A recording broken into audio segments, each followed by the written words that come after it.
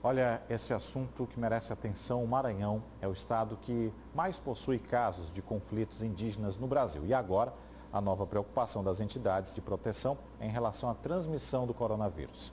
As comunidades não estão recebendo assistência e ainda existe a denúncia de subnotificação da doença nas aldeias. Até o momento foram registrados 8 casos suspeitos da Covid-19 e um caso confirmado. Ruas com o menor movimento de carros. Na ilha de São Luís, o lockdown. Apenas serviços essenciais estão funcionando. São medidas emergenciais para conter a disseminação do novo coronavírus diante da situação no setor de saúde, que caminha para o colapso. E o povo que vive em aldeias distantes dos centros urbanos, os indígenas.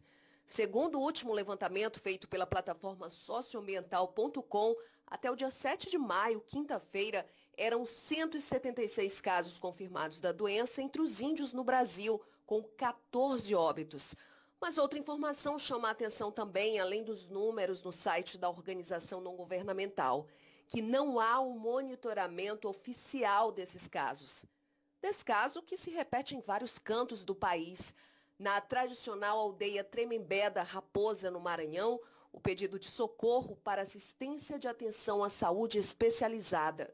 Eu venho solicitar às autoridades, aos órgãos competentes, que assistam devidamente a nós, povos indígenas.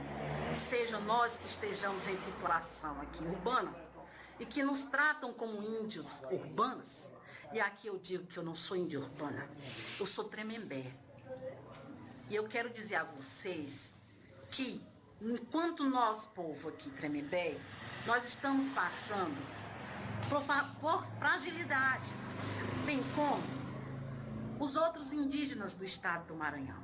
No estado, ao Conselho Indigenista Missionário do Maranhão, órgão vinculado à Conferência Nacional dos Bispos do Brasil, que faz o acolhimento dos dados. Segundo o CIMI, são 8 casos suspeitos com um confirmado, sem óbitos até esta sexta-feira, 8 de maio. A preocupação do Conselho é que ainda não há um plano de contingência para combater a contaminação e tratar os pacientes com vírus, além do risco aumentado de transmissão com as constantes invasões às terras indígenas no estado. Os povos indígenas são os mais vulneráveis, né?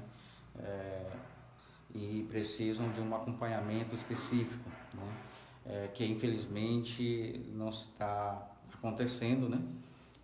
Lamentamos porque o Distrito Sanitário Especial de Saúde Indígena ainda não apresentou nenhum plano de contingência, né, do coronavírus para os territórios indígenas, para os povos indígenas, né? Os povos indígenas também não têm nenhum ponto de referência, né, caso sejam infectados, né, ou seja, um hospital de campanha, né, porque, ao nosso ver, é necessário que isso seja feito.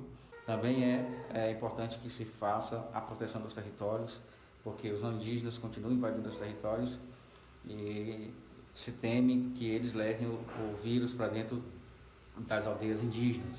A Comissão de Direitos Humanos da OAB do Maranhão chama a atenção para a importância de união entre as instituições que lutam pela implementação das políticas públicas entre os povos indígenas, como a Fundação Nacional do Índio, a FUNAI, e o Conselho Indigenista Missionário.